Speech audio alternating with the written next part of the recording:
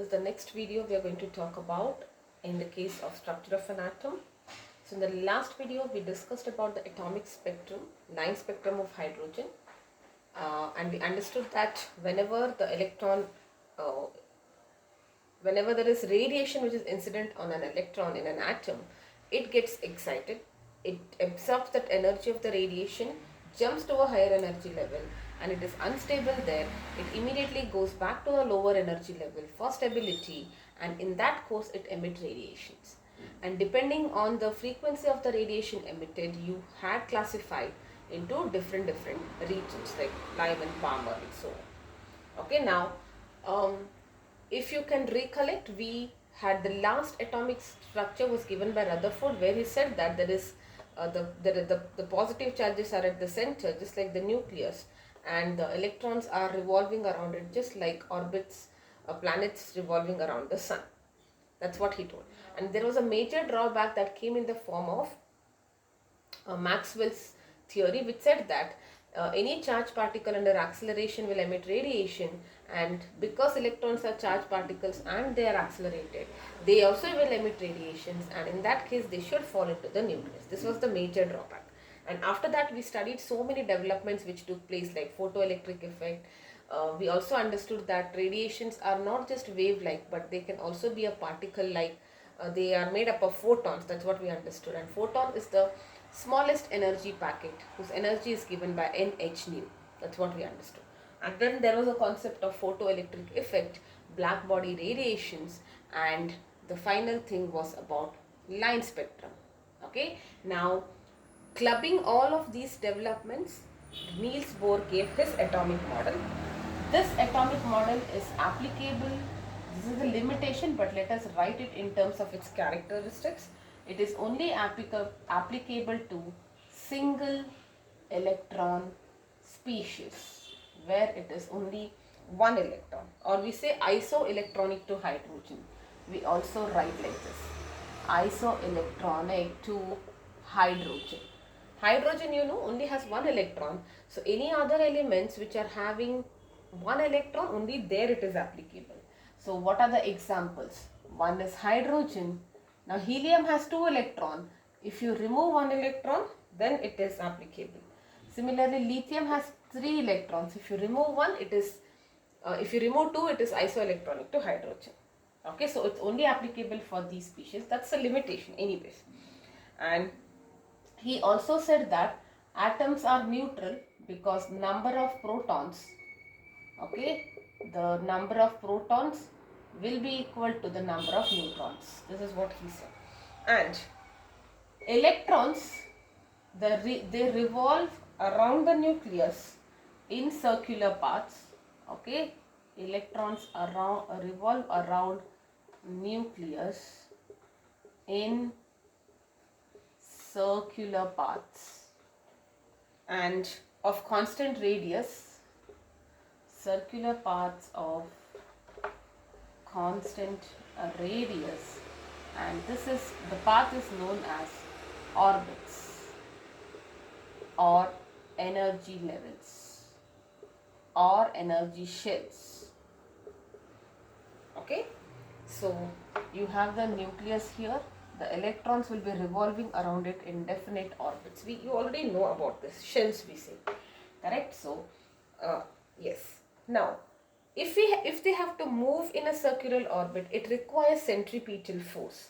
So the centripetal force which is required for the electrons to move in circles is provided by the, how do you get this, is provided by the electrostatic force of attraction between the nucleus and the electrons. Alright, so mathematically I will talk about it. How do we write this mathematically? Now centripetal force formula is mv square by r, and this you are going to learn in Newton's laws. When we do Newton's laws, last part of the Newton's law talks about uniform circular motion. That time we will understand how is this mv square by r.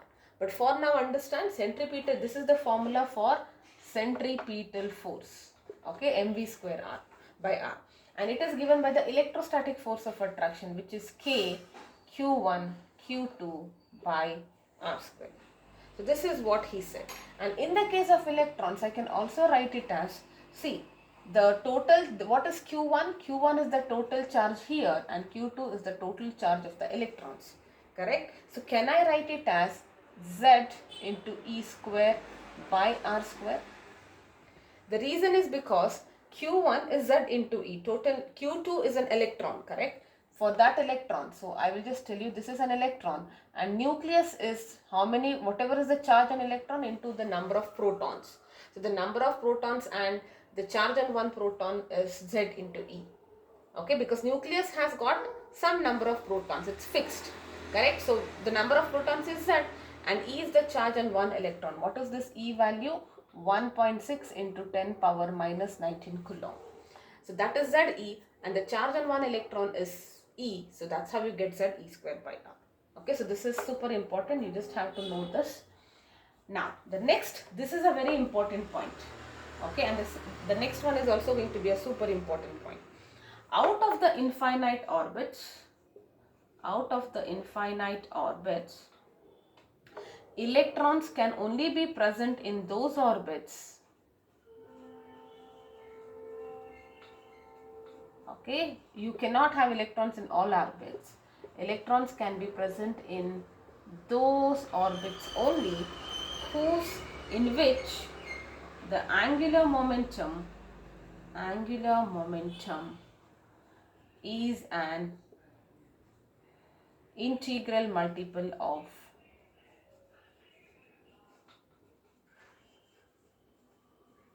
h by 2 pi. Alright, so I'll write the mathematical angular momentum formula. Momentum is m into v. For angular momentum, you write mvr. All of this you are going to study in physics. This you are going to study in rotational motion. Okay, so do not worry about it. For now, understand linear momentum is mv. Angular momentum is the momentum in the case of rotational motions, not circular motion, rotational motion. And that is mvr. So mvr is equal to nh by 2 pi. Integral means n. So, integral multiple of h by 2 pi. What is the meaning of this? See, just like when I climb the steps, alright, I will climb the first step, second step, third step. I cannot climb 1.2 steps, 1.3 steps. It doesn't make sense, correct? So, similarly, you might have infinite orbits, but electrons will not be present in all the orbits. It will only be present in the orbits whose angular momentum should be a multiple of this value, h by 2 pi. Alright, now suppose, let me say there is an orbit whose angular momentum is 1.1 times h by 2 pi, for example. Then electron cannot be present there. Okay, so that is the meaning of it. So whatever this value comes out to be, its multiple it should have, and it should be an integral multiple. If it is not an integral multiple, that means electrons will not be present there. Or in other words, I say that angular momentum is quantized because it cannot have continuous values. Just like energy of a photon is quantized, I cannot have all the energies are not allowed to be 1 packet, 2 packet, 3 packet, that's allowed. Correct? So, similarly, angular momentum is also quantized. That's what we say. Alright, so these two are super important. Centripetal force is given by the electrostatic force of attraction between the nucleus and the electron, and the angular momentum of an electron is an integral multiple of h by 2 pi. Super duper important points. Alright, so next, let us continue with some more points which he said in his model. Okay, the next point is, and if an electron, when revolving in an orbit, if an electron is revolving within its orbit, it will neither lose or gain energy. Okay, that means the orbits are stationary orbits, and those orbits in which the electron will never go out of that orbit, they are called as stationary orbits. Alright, so when an electron is in a stationary orbit, it will never leave there, and whenever electron gains energy, it will make a transition to the higher energy state, which is to the next level, and then it jumps back to some lower energy state. Okay, so now that kind of addresses the concern that was there in the case of Rutherford's model, which said that if an electron is revolving in its orbit, then because it's a charged particle and acceleration, it should emit radiations. Now Niels Bohr is telling you that electron will, if it is in the stationary orbit, if it is revolving in its own orbit, it will not lose or gain energy. But however, if at all you feel that you are making an energy incident on it in the form of light or any radiation, it will gain energy, go to a higher energy and come back. So that kind of addresses, because James Maxwell said that any charged particle in circular orbit will undergo will emit radiations, but they are not continuously revolving. Correct? That's what we understood now in Niels Bohr. It is not like in the same path continuously emitting, continuously revolving. If that was the case, it would emit radiations. But what is happening? If it is continuously moving for some time, and then if energy is incident, it will go up and come down. So it always keeps making this transition of going to the higher energy and coming back. So it is no longer in the same orbit, and that's the reason Maxwell's theory is not really applicable here. Alright, and the energy which is gained or emitted, absorbed or emitted, will be equal to the difference between energy levels. Alright, so we say that the net energy gain, so energy gain will be equal to difference in the energy levels, that is E final minus E initial, and that will be H nu. Okay, now suppose let us say it jumps from first to third level. It has gained some energy, it is making a transition from 1 to 3. So now in this case, do you agree it has gained energy because it is making a transition to a higher energy level? That means it would have gained energy. Because it has gained energy, it is going up. So what is the energy that it has gained? The energy that it has gained will be equal to the difference in the energy gap. So we say that delta energy will be equal to E3 minus E1. It's always E final minus initial, and this should be equal to the Hc by wavelength absorbed. Correct? Because I know E is equal to Hc by lambda. So the difference between the energy levels, each shell or each orbit has a specified energy level. We'll talk about it very soon, and you can actually calculate these values. We can know these values. There is a formula to calculate the energy associated with each shell. Okay, so the energy associated with each shell. Now let us say the first shell has 10 and the second shell has got let me say 30. Alright, so it is the difference is 20 there, 10 and 20. So that difference is the energy which is absorbing and it is going up. Alright, or in other words, I will tell you a simple thing. Let us say this was 10 and this was 30. The energy, this is independent of each energy level has a fixed amount of, each orbit has a fixed amount of energy. Now what happens, there is an electron, if you make an incident light, if you make a photon incident on it whose energy of that photon is 20, then it will make a transition of 20 joules. That's the meaning of it. That means the energy 20 is equal to the difference between the two. That's what I said. And if you know the energy, I can calculate the wavelength of the photon incident on it. Alright, so this is very, very important. Final minus initial is equal to Hc by lambda absorbed or emitted. Now having said that, let us understand there are three things you need to know. First thing is about the radius of nth Bohr orbit. Okay, nth Bohr orbit. What is a Bohr orbit? This is first, second, third and so on. The shells basically, you heard it in terms, you had understood it in terms of K, L, M and all. We know that there are infinite shells, we are just talking in general here. Now you don't have to remember the derivation. This is derived from the fact that mv square by r is equal to kze square by r. The centripetal force is provided by the electrostatic force. From there we are deriving it. You just have to know this. Rn is equal to r naught n square by z in angstrom. Okay, so this is what you need to know. What is this R naught? N is the shell, N is equal to 1, 2, 3. Z is the atomic number, alright. And what is R naught? It is a constant which is 0.529 angstrom or 52.9 nanometers. Now, you can also write it in terms of energy and all that, or in joules second meters only, but it becomes easier if you remember. This number is easy to remember instead of remembering it in powers and all that. That's the reason I've written it this way. Okay, so Rn is R naught into n square by z. What is this R naught? R naught is this value, but it is in angstrom, so your radius will also be in angstrom. Suppose you want to convert it into meter, multiply by 10 power minus 10.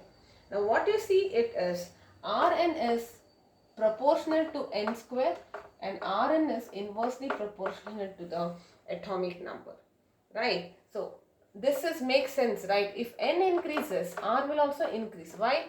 Because the distance is increasing. If the distance is increasing, radius will also increase. And why? What happens when Z increases? As the atomic number increases, we have studied this in periodic table, the nuclear charge will increase. And if the nuclear charge increases, that means the nucleus is more powerful. It can pull the electron slightly. Therefore, radius decreases. Okay, so this is the expression for radius of any orbit, Rn into n square by z angstrom. Okay. Now, next thing you have to know is about velocity. I will just write the formula. Alright, so velocity of an electron in the nth orbit is given by V naught Z by n. Alright, so this is all you need to know. And the value of V naught will be 2.188 into 10 power 6 meter per second. Now this is super duper important. This is not really important, but I'm just writing it. So you should remember it. It is V naught by n, where V naught is 2.188 into 10 power 6 meter per second. That is the atomic number. N is the number of the shell. Okay. Time period you don't really have to know. The next thing you have to know is basically the energy. Alright, so before we will talk about, I will write the final energy expression once, because everything let it be in one place, and we will also see how do we get this value. Alright, so there are two ways to write it. So one is minus 13.6 Z square by n square electron volt, or this is energy of each shell. Like the first shell has what energy, second shell has what energy, and in terms of SI units it will be minus 2.18 into 10 power minus 18 Z square by n square. This is in joules. Now remember both of them. EV is a very small unit. Because we are talking about electrons, the energy associated will also be small. That's why if you convert into joules, it will be really, really small. But both the ways, I think your textbook follows this. But whatever works out for you in calculation. If everything is given in SI units, you can use this. Otherwise, you are free to use this. And what it tells you, what is this negative sign telling you? See, now you might feel that if n increases, E decreases. But it's the other way around. If n increases, E will also increase because of the minus sign. Alright? So, that means which has the least energy? The lowest energy is associated with the K shell, where n is equal to 1, and this is the most stable state. In physics, chemistry, or in science in general, whichever is having a lower energy is the most stable. So the K shell is the most stable one, and as you go away from the shell, the energy is only going to decrease because of the negative sign. And of course, with the atomic number, increase in the atomic number, again nuclear charge is increasing, it's kind of pulling it, because of which your energy will also decrease. Correct? So now what you need to know, just for an example, let us say K shell. I will just write this. These are actual values for hydrogen. In the first shell, the energy is minus 13.6 eV. What I will do for hydrogen, I will put Z is equal to 1 and N is equal to 1. You will get it. And the L shell will have minus 3.4 eV. How did you get 3.0? Z is 1, N is 2. 2 square is 4. So it is nothing but this divided by 4, and that's how you get. you can see that it is slowly increasing from minus negative, the negativity is decreasing, overall it is increasing. When the shell is infinite, the energy is 0 because n becomes infinity, energy becomes 0. Alright, so that is what it tells you, that the energy at the lowermost state or whichever is closer to the nucleus, the K shell, it is the least energy and hence it is most stable, and in general the energy always will be having a negative value. It is just a reference that the topmost should be 0 for me. Anything below it should be negative in that case. Alright, so this is the expression for energy. You don't have to worry about the derivation here, but I will also mention about the kinetic and potential energy in case they ask you all of these. So let us mention about kinetic and this, then I will do one question and then we can talk about the limitations. Alright, so once we are done with the limitations, then we can talk about the next advanced concept. Alright, so I will also talk about the energy here once.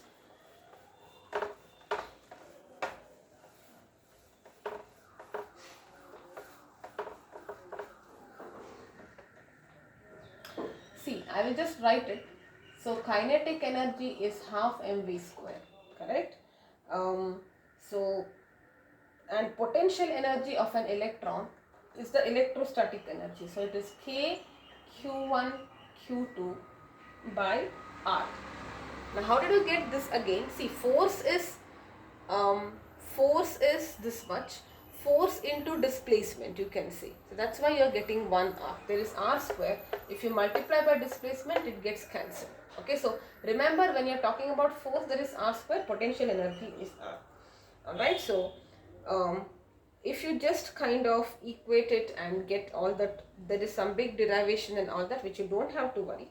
You just have to know these things. Okay, and what is the total energy in case?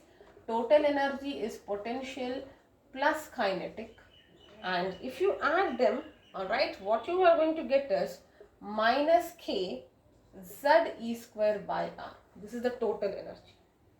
Alright, so let me write everything once. This is the starting point. Okay, so what will be the kinetic energy? If you substitute V and all that, you are going to get half K Z E square by R. This is Q1, Q2 is Z square, we know that. This is my kinetic energy. Alright, and potential energy I have right here. Alright, so if you just add these two, you are going to get my total energy, which will be this much. Alright, so potential energy, when you go upwards, it will be a negative sign because I told you the reference level itself is negative here. So it is like half minus 1, which will be minus half. So I have to write half here, total energy, yes. Okay, so this is the total energy here.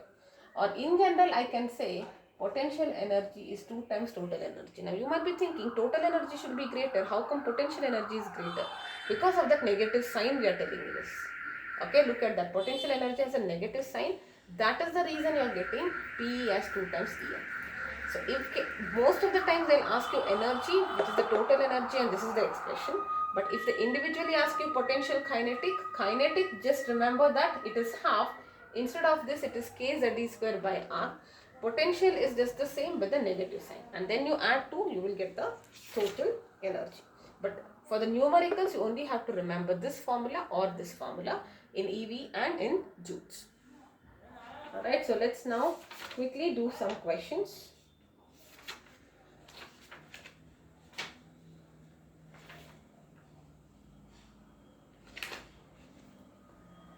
Yes.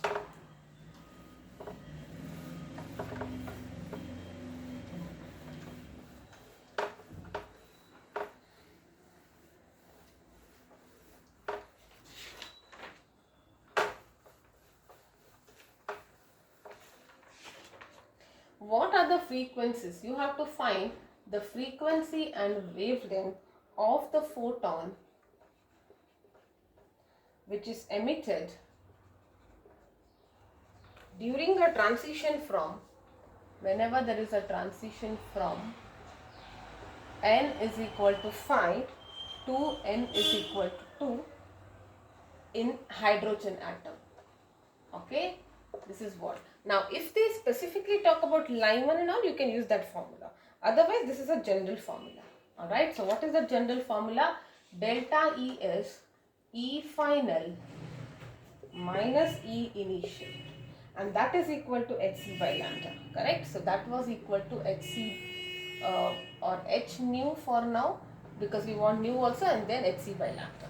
So let's calculate this first. What will this be? EF. What is your EF? EF will be, you just know that formula, you can use that formula, or you can write in terms of this thing also, Rydberg also, correct? You can, either ways it's fine. So you just have to know how to simplify it, correct? So what is the E final here? E5 it is minus E2 it is. So what was the formula? Let me write in terms of joules, because you want everything in frequency and all that. So here it is minus 2.18 into 10 power minus 18, right? Just a second, let me just check the value of this. Yeah, 10 power minus 18 into n square. What was the energy? N square, z square by n square, correct? So, or maybe let me write the energy formula. Energy is minus 2.18 into 10 power minus 18 z square by n square. Okay, so now Z is 1 in the case of hydrogen, N will be 5 here, so it is 5 square, which is 25. Alright, minus of minus will become plus 2.18 into 10 power minus 18, 1 by N is 2 here, so it will be 4. So if you just rearrange, you will get 2.18 into 10 power minus 18. I wrote this term first, so there is no negative sign. So 1 by 4 minus 1 by 25. Correct? I wrote this first, so the minus became here. Correct? So what will this be? This will be 1 by 4 minus 1 by, hold on, 1 by 4, okay, second transition from and to, right? So the final one should be, it was electron is transition, final will be 2 here, okay, my bad, yes, this is 2 and this is 5, because it was originally in 5th shell and it is making a transition to the second shell, correct? So the transition from n is equal to 5 to n is equal to 2. So from the 5th shell it is going to the second shell. So I have to write the reverse way, alright. So this is going to be 1 by 4 and 1 by 25. So if you just see that, it is 1 by 25 minus 1 by 4. So if I just calculate this, I have the answer with me, so I'm just writing it. It will be these many joules. So I know this energy, and this delta E should be equal to h nu. So what will be the frequency? Energy by h, which is minus 4.58 into 10 power minus 19 by h, which is 6.6 into 10 power minus 34. So it comes out to be 6.99 into 10 power 14 hertz. And you want the wavelength. Either once you know the wavelength, you can do C lambda. So what will be your lambda? I don't need it in terms of energy. Lambda will be C by frequency. So 3 into 10 power 8 divided by this frequency.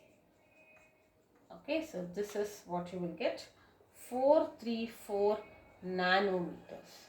You will get it in meters. You can convert it into nanometers if required. Okay, so I have just converted it into nanometers here. Alright, so yes. These are the kind of questions. Now, any doubt? See, what I know is I should just know this formula. Then you just write it for final, for initial, and then you just rearrange it, calculate the energy. That energy difference should be equal to the energy of the photon. And once you know energy of the photon, you can find its frequency and wavelength. Okay. So, yes, there are many numericals, but all of them are quite similar. Please go through the worked examples and in-text questions. If possible, you can try to do that. Anything you do not get it, you can always get back to me. Alright, so the last part here will be about the limitations of Bohr's model.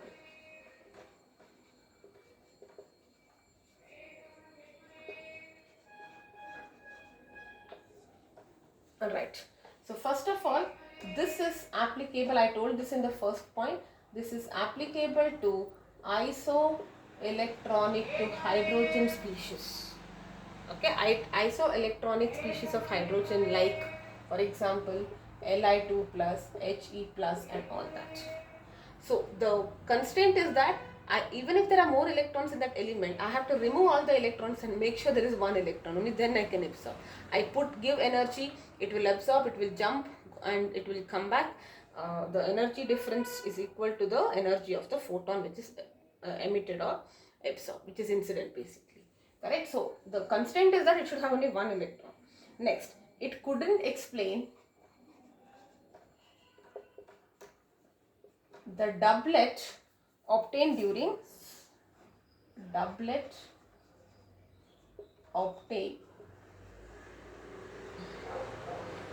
sophisticated spectroscope.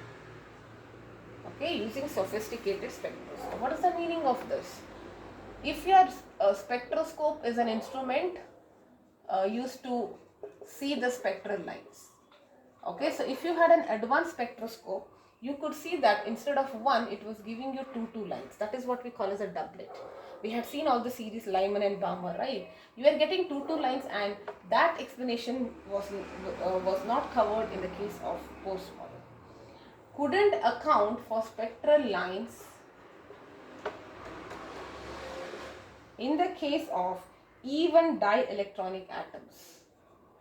Okay, spectral lines in the case of even dielectronic. If you have two electron and atoms with two electron, the pattern could not be explained. Okay, only for one electron it could be explained. Couldn't explain the splitting of lines. Couldn't explain the splitting of lines in the presence of magnetic field.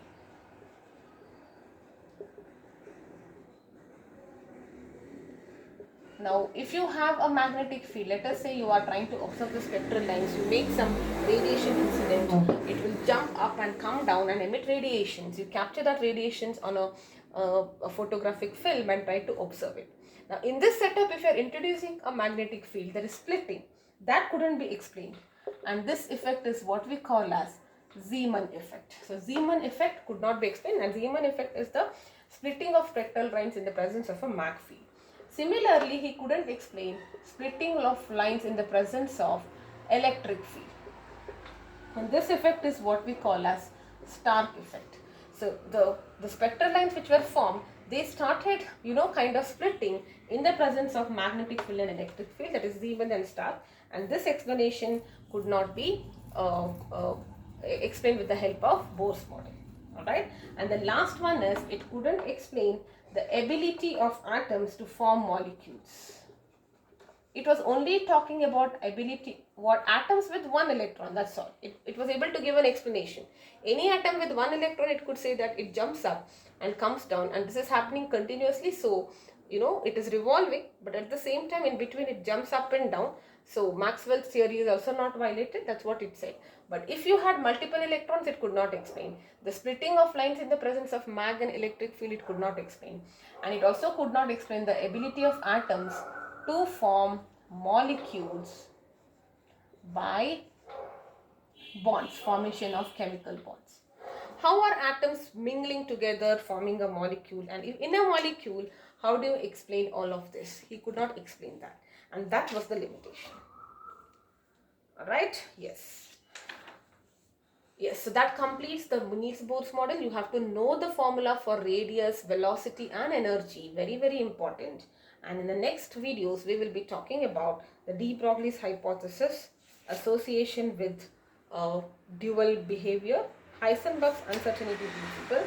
And with that understanding, we will finally talk about the quantum mechanical model, which is the current model that is widely accepted. Alright, yes, okay.